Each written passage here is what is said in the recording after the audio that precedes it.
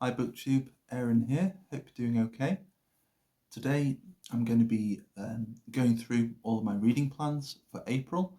It feels a bit weird saying that since normally I try to include this with my wrap-up videos, but March turned out to be quite an intense reading month, and I tried filming a wrap-up with my reading plans for April all in one go, and it just didn't really work very well. So instead I'm splitting up. I'm going to do my kind of pile of possibilities for April today, and then in a couple of days you'll be seeing my wrap up for March. And my kind of approach to my reading in April is going to kind of change gears a bit, hopefully. So March was really busy, at least at least for me. Partly because in February I had been procrastinating on the booktube prize, and I came into March with 5 books that I had to read for that. But there are also loads of other things that that I wanted to read as well. And so I just read so much, and my attention was really focused on finishing books rather than, even though I did enjoy a lot of what I read, I just wanted to be able to savor them and just to read things, short stories and poems, and not worry too much about actually finishing a book and just building up that tally. And so even though I have a lot of books to show you, these aren't books that they're not all books I'm planning to finish this month. They're books I'm planning to sample and just spend time with and enjoy instead. To start off with, I've got just 3 books that are kind of ongoing and I was reading in March and have spilled over. So the first shouldn't come as that much of a surprise is Remembrance of Things Past by Marcel Proust. I've just finished the 3rd volume, which is the Gourmand's Way, and I'm going on to Cities of the Plain, which is a very provocative title, so I'm quite intrigued as to what's going to happen in this next volume. And it feels like the last volume is just waiting to kind of carry on. It feels more like a chapter break rather than moving on to a separate thing. Whereas I think the last 2 volumes, even though once you get to the next volume, you do feel a natural progression, but with the first couple of volumes, you got to the end and it felt like you were kind of taking a breath, and that he'd kind of reached not necessarily an epiphany, although I think anyway. There's a kind of difference there. I won't go into too much detail. I won't bore you, but I'll go into that in my next installment of Proust vlog. Hopefully I'll won't spend too much time reading Cities of the Plain. It's the shorter volume in this book. Oh, excuse me, my throat's not too great today. It's shorter than the last volume I read, so I don't think it'll be too hard, but I'm not going to put too much pressure on myself to finish that volume in April. I've also been reading some poems by Lawrence Durrell, and he's the brother of Gerald Durrell or Gerald Durrell. I've got the book somewhere. The guy who wrote My Family and Other Animals, and it's his elder brother. And he was, he wrote the Alexandria Quartet, and he was also a poet. And I've been enjoying him. He's, not a favourite poet, but he's kind of surreal at times, and other times he's much more sort of contemplative and just kind of quite quiet, and you can tell they're really considered poems. So he has range, and it's not a very liberal selection of poems. It's only there's quite a generous introduction, so it's only about 50, 60 or so pages of poetry. So it's kind of a spattering of his output. And then on my Kindle, I've been reading A History of Istanbul, and it's called Istanbul: A Tale of Three Cities, and it's by Bethany Hughes. And I've been really enjoying it. And it's one of those ones that I don't want to read too quickly. And I'm hoping to have it as an ongoing project to kind of coincide with Historathon. So it starts off in kind of Neolithic times. You've got the Greeks and the Romans, and then it's going kind of all the way through to the Ottomans. So, oh, really sorry. So yeah, I'm hoping that it's just going to be something that I can come back to every now and then. But it's been really, really fascinating so far, and I really like Bettany Hughes's writing style. She's I don't know. There's something very individual about her. You can kind of hear her voice in there, but she's not intruding too much on it. So yeah, it's been a fun read so far. And then going on into my other reading for April, there's really just one other book that I'm kind of set on reading and probably finishing in April, and that's A Time of Gifts by Patrick Leigh Fermor, which Mark from Book Time with Elvis and Steve Donoghue are both reading as part of their sort of travel writing book club. And this is a book that I've been wanting to get to for a really long time. So when I saw they were going to be reading it together, I kind of saw it as a sign to pick it up and to finally get to it. And I'm already about 80 pages in, and I'm just really, really loving it. I'm just loving that there's just a great feeling of youth and of possibility there. You know, he's just got on a kind of tugboat, kind of steamer kind of thing from the Thames that drops him off in where does it drop him off? In Rotterdam. And then he's there in the Hook of Holland, and he's got a whole continent in front of him, and just that feeling of possibility and of discovery is just really infectious. And so it's going to be hard to to make this last the month, because I don't want to read it too quickly, but it's kind of hard. It's the one book that's calling the most to me, or calling to me the most at the moment. So who knows, I might have that finished in a few days. And then, yeah, the rest, you know, the idea is these are just possibilities. These are just things that I want to dip into. And I'll just see where it goes. So I'll start off with some poetry. First up, we've got some poems by Octavio Paz, edited and translated by Elliot Weinberger. A poet I don't know too much about, but his name just pops up all over the place. I'm sure I must have his name on like the back of loads of books on like blurbs and things like that. So again, just a poet I'm intrigued about, and it just seems like the ideal. You know, I don't know too much about him, so I'm just going to be kind of sampling his poetry, seeing what I think. I'm not putting any stress on myself to finish that book.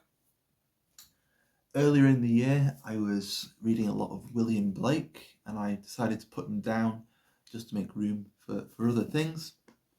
And so since I'm just dipping into things and just trying to enjoy the poems and not worry too much about finishing it, I very, very, very, very well might, I couldn't say that for some reason, pick up some more William Blake and just spend some more time with him, because I was really enjoying him.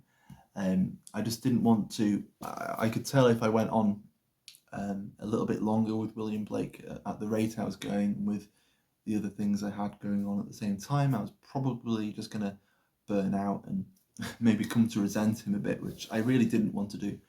And so now I've given him a bit of time. Yeah, I think it'll be fun to pick up and read some more William Blake. And then I want to read some more Sylvia Plath as well, so I'll be hopefully rereading Ariel. And it's been, I seem to try and reread it every couple of years or so. Well, it was like 2019 the last time, so nearly 4 years ago since I read this, which is scary to think of.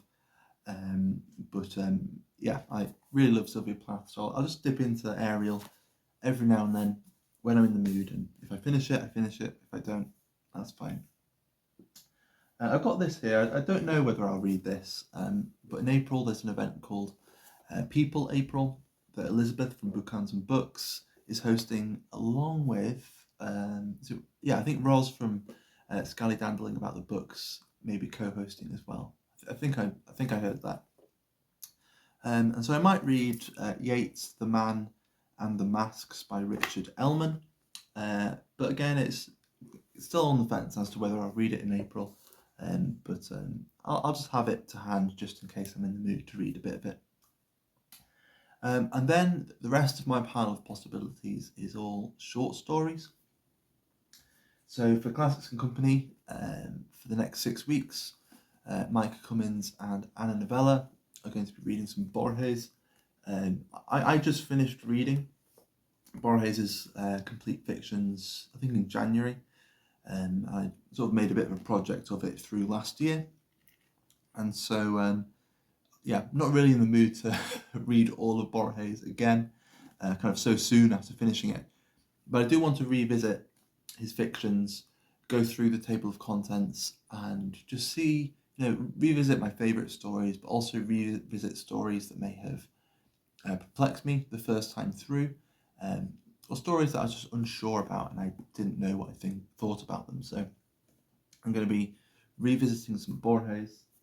And then, earlier this year I was reading a fair few Edgar Allan Poe stories. I don't think I've picked up any. I haven't read any Edgar Allan Poe since about January, so he's going to be someone I'm hoping to gravitate back to this month. And the same thing goes for Arthur Conan Doyle. I would quite like to read some more Sherlock Holmes stories in April. They're really great for if it's kind of getting on and it's quite late, but I want to do some reading, but it's like the voice in my head telling me that I'm too tired to read. If I sit down with a Sherlock Holmes story, it really doesn't matter if I'm too tired to read. I'll be quite happy. I don't mind missing sleep if I'm reading Sherlock. Then we've got the collected stories of Lydia Davis. So another thing I've just been dipping in and out of this year.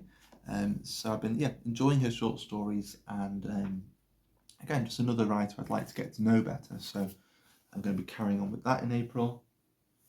A writer I haven't talked about for a while on the channel is Anton Chekhov, and I've got this collection of his stories, and this has got, I think, like kind of the two first stories I kind of heard of by him. I think it's got both of them. It's got The Lady with the Dog and Gooseberries in it, I think.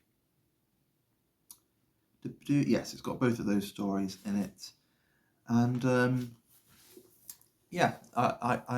I've read all of his major plays, but I haven't really read any of his short stories. I quite often listen to a podcast called The History of Literature, and the host of that show just adores Chekhov. I think probably Chekhov, Kafka and Shakespeare are the host's favourite writers. I kind of get that impression.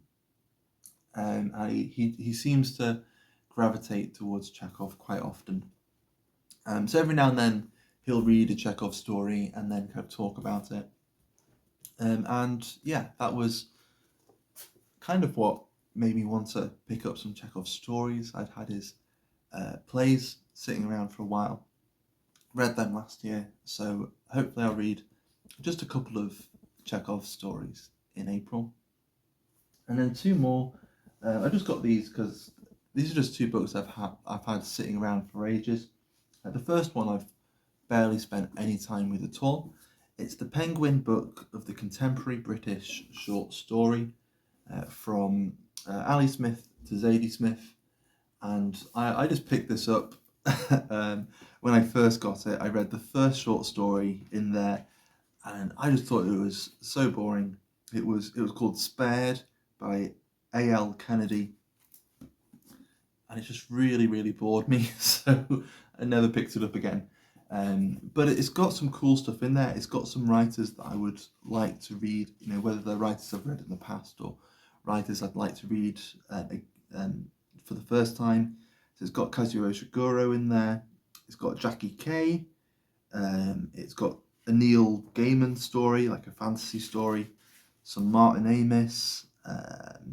Who else is in here?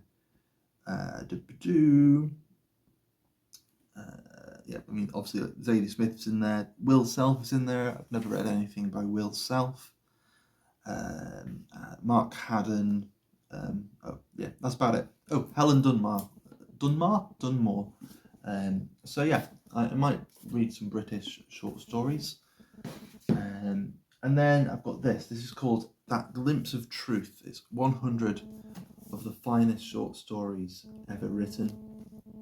I think it might have some Chekhov in there. Let's see. It's certainly got, it's got A Hunger Artist by Kafka in there. So that was the first place that I read any Kafka short stories. It's got The Telltale Heart. It's got The Nose by Gogol. It's got A Simple Heart by Flaubert. It's got some Conrad in there. It's got A Scandal in Bohemia. It's got The Lady with the Dog by Chekhov in there as well. So they might be different translations of the Chekhov story. So maybe I'll try some different translations. There's Saki, Stephen Crane, G.K. Chesterton, W. Somerset Maugham, P.G. Wodehouse, Stefan Zweig, Virginia Woolf. There's Joyce in there. There's a story from Dubliners. There's The Rocking Horse Winner by D.H. Lawrence, which I really like. That's a good story. And yeah, there's tons of stuff. There's Isaac Babel. Sorry, this must be really boring. I'm just like reading the table of contents to you. Penelope Fitzgerald, Shirley Jackson. I was trying to say Fitzgerald and Shirley at the same time. Absolutely disastrous. Flannery O'Connor. So yeah, there's just lots of really cool stuff in there. And it's a really lovely cover. So there we go. That's my pile of possibilities. So even though, like the only book other than the ones I was reading in March that I intend to really finish is A Time of Gifts, and then I've just got loads of things that I might read or might read from, and for me that just feels, just quite freeing, and just that, I suppose that idea of possibility, it kind of ties back in quite neatly with, I've